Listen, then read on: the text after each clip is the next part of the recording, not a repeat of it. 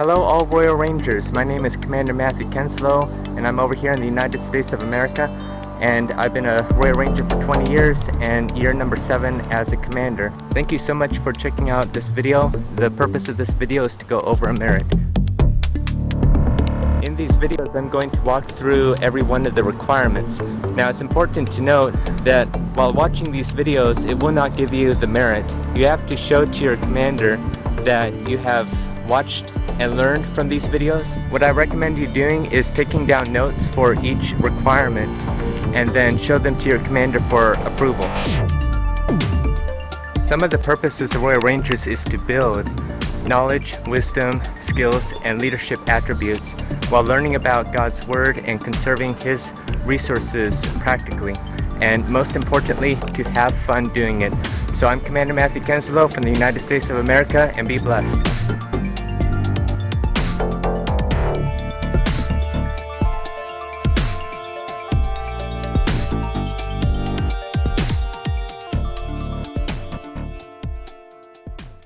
Hi everybody, welcome to the fun and melodious music merit. Let's begin with requirement 1. On at least 3 different occasions, sing as a soloist or a member of a group, such as a quartet or a choir, or play a musical instrument as a soloist or member of a group, such as a band or orchestra. So if you sang by yourself or with others, or if you played a musical instrument by yourself or with others at least 3 different times, then go ahead and tell your commander and he should sign you off on that part of the merit on requirement 1. Requirement 2 says name each note on a scale and show where it should appear on the staff. So I found this video on YouTube, and it takes you from the low C right here and goes all the way to a high C right here, with the middle C right here in the middle. This is the grand staff. It has the treble clef and the bass clef together, which I'll get to here momentarily. But let's take a listen from this note all the way up here to that note.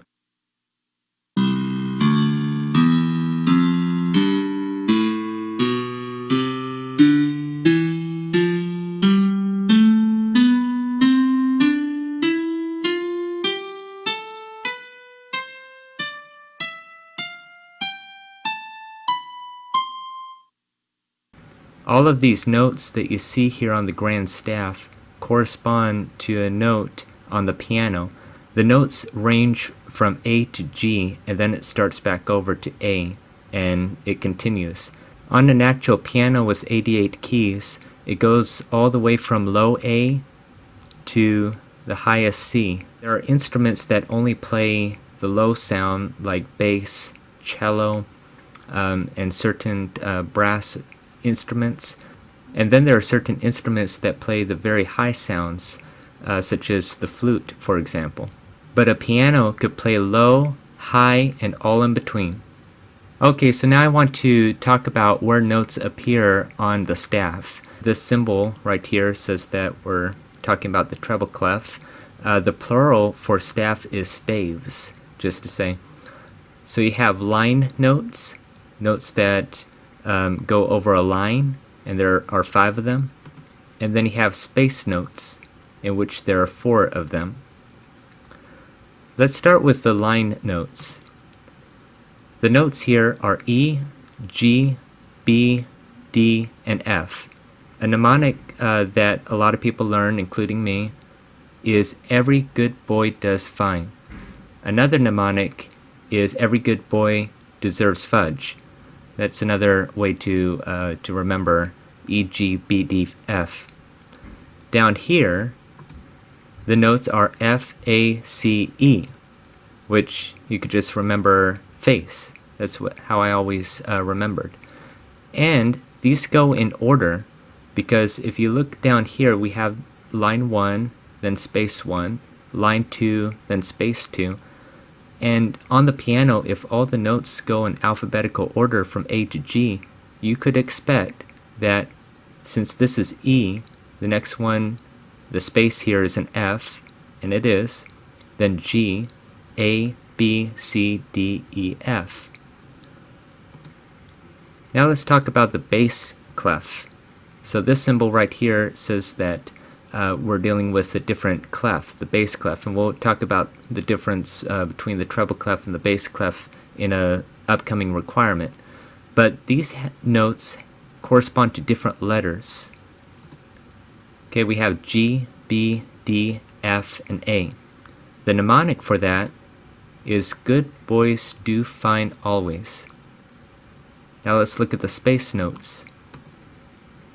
Ace G, A-C-E-G, or Ace G. Or if you don't want to remember Ace G, you could always remember all cows eat grass. So these are the notes of the bass clef. It basically went down by 2. So instead of this being a B, the B went down 2 steps. 1, 2. Now this is a D in the bass clef.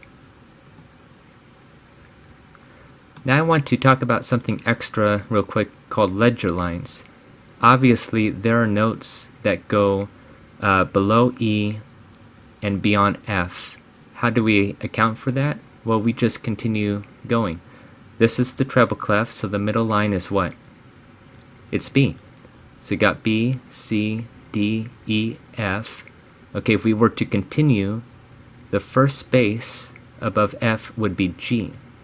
Then the next line would be A. Then B, C, D, E.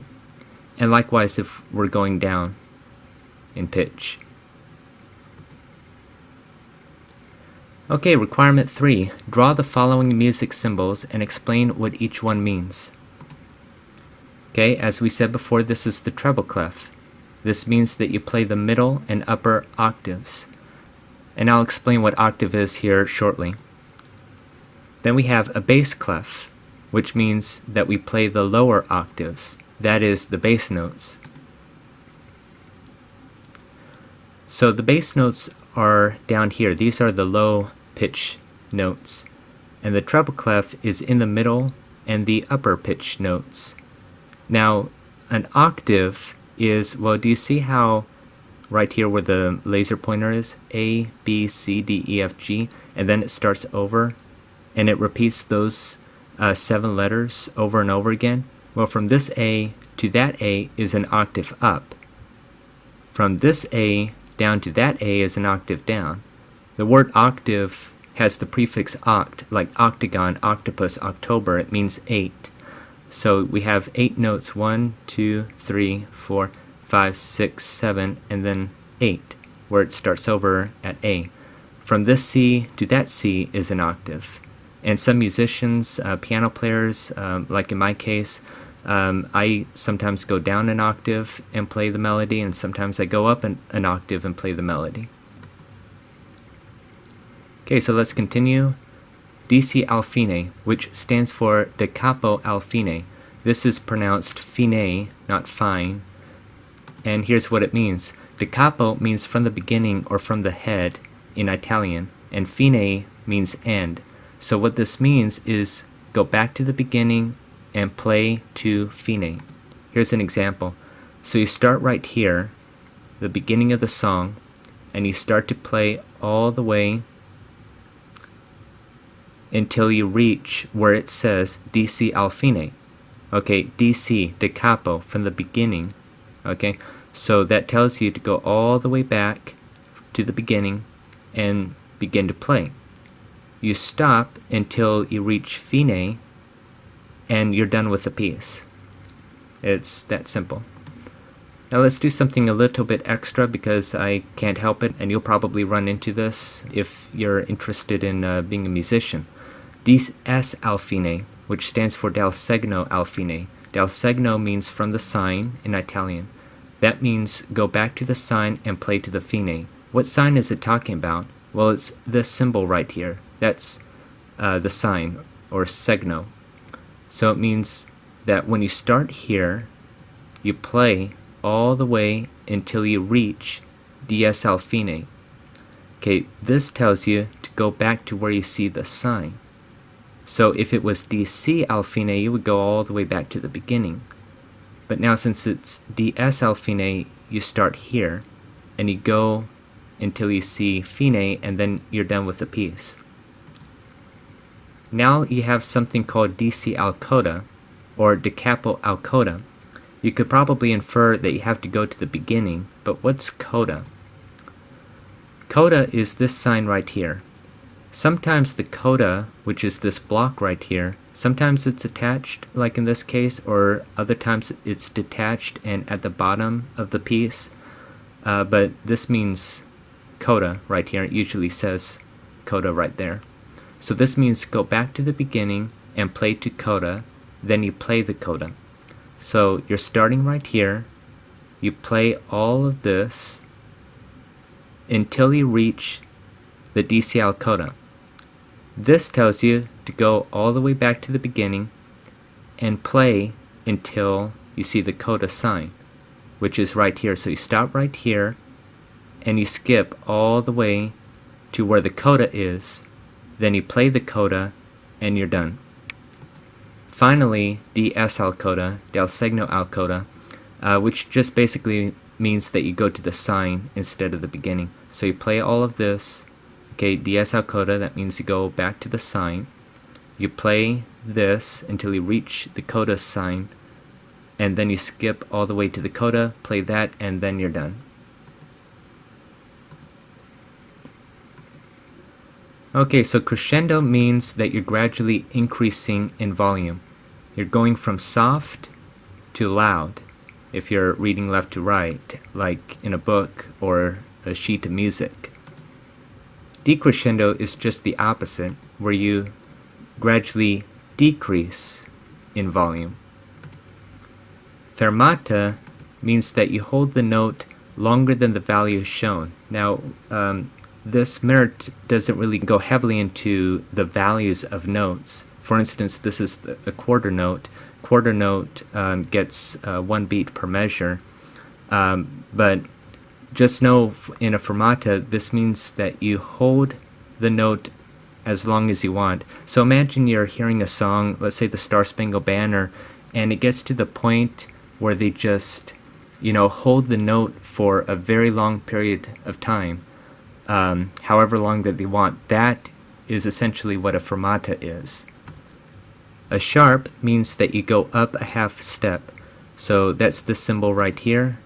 For example, let's say like if you're in the key of D or the key of G, for example, and it tells you to play an F, well, in those keys, you have to go up a half step and play an F sharp. When you skip a note like that, this is going up a whole step. Otherwise, it would be a half step.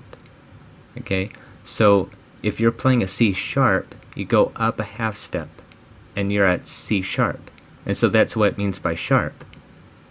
Contrastingly, a flat is where you go down a half step. So let's say you're in the key of F, where every time you see a B, you have to flatten it. So B's right here, and instead of playing a B, you have to go down a half step and play the B flat. Now, there's something very interesting. When you play, let's say for example, an F sharp, that's technically a G flat as well. And technically, an E sharp is F, and F flat is E. It gets a little interesting when you really study music theory. And finally, natural. That just means return the note to the natural value after playing its sharp or flat. The white keys down here are typically the natural value. For example, if you're playing an F sharp, that's up here. Okay, but to return it to the natural value means that you go back and play F as normal. Here's an example. This is known as the key signature. It's in the beginning of a piece. Unless it's the key of C, then there's no sharps or flats. But other than the key of C, this is the key signature, and tells you that every time you see that note, you have to flatten it. So this is the treble clef. We're actually in the key of F, and this is B, because it's the middle line. And that means every time you see a B, even if it's a B like down here or up here, where it's not on the middle line, it's still a B and you flatten it. But let's look down here at the bass clef. This is a B according to the bass clef, and you see the natural sign. That means instead of playing B flat right here, you would play B natural. So instead of playing B flat, you would just play B natural, and that's simply what it means. Sometimes you see like the sharp or the flat next to keys. That just means that you're in a special case where you have to go ahead and just, sharpen it. Okay, requirement 4. Explain what level of volume is represented by the following term and draw their symbols. So we're now dealing with dynamics. This is forte, and forte means that you play the music loudly. Mezzo forte means that you play it moderately loud. Mezzo means middle. Then you have mezzo piano, which means that you play the music moderately soft. And then you have piano, which means that you play the music softly. And yes, that's also the name of the instrument. How I understand it, the piano, again, was the first, or at least one of the first instruments that could play both loud and soft. And I believe that's how, or why they call it the piano. But piano also refers to soft. Now, for something a little extra, you could have a double piano or double forte. These are also known respectively as pianissimo and fortissimo. This means that you play the piano softer than soft or louder than loud.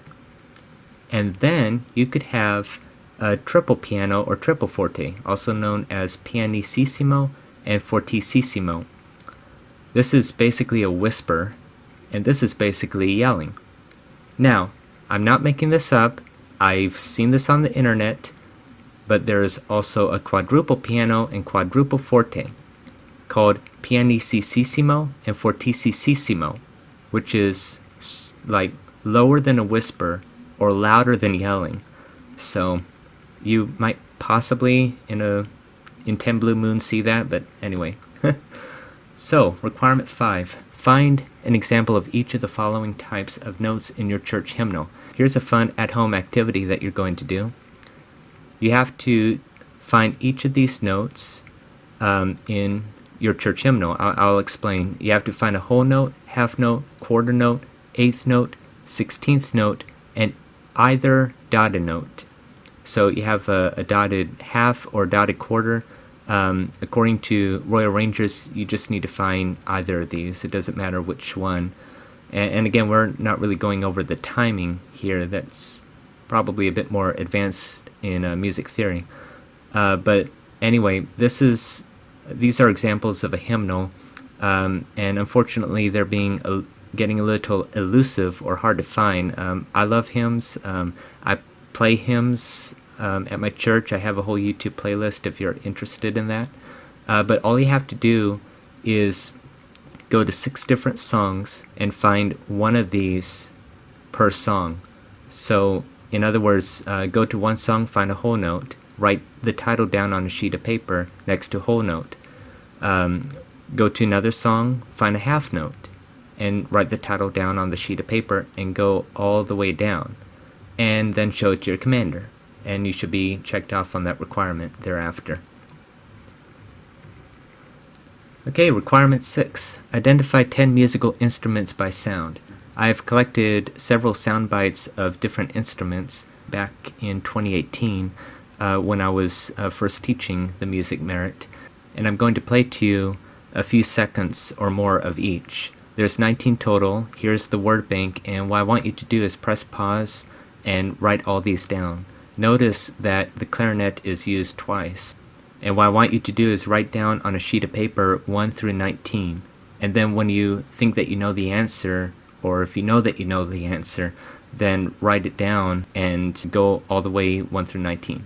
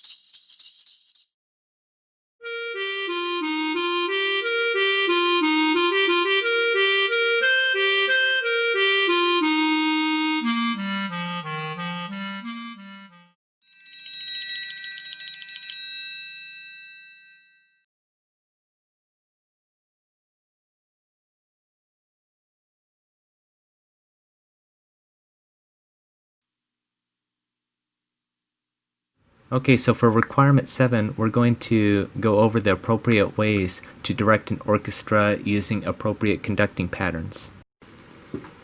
Okay, so here are the conducting patterns, and it's going to be through your perspective.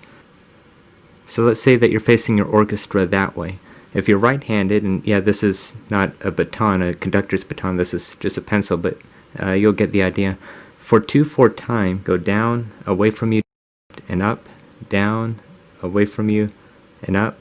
So you're making like an arc motion, like this. So it's 1, 2, 1, 2, 1, 2, because there's 2 beats per measure in a 2/4 time. If you're left-handed, you go down to the left and up, down to the left and up. For 3/4 time, you go down to the right, up, down to the right, up. 1, 2, 3. 1, 2, 3. 1, 2, 3. Kind of a bit like the waltzes in 3/4 time. So that means there's 3 beats per measure. So 1, 2, 3. If you're left-handed, it'd be go down to the left, up, down to the left, up. So you could imagine a triangle. A triangle has 3 sides. So what do you think about 4/4 time when there's 4 beats per measure? It's not going to be a square. It's going to be down, to the right, to the left, toward the center of your body, and then up. Down, to the right, to the left, toward the center of your body, and up. So 1, 2, 3, 4. 1, 2, 3, 4.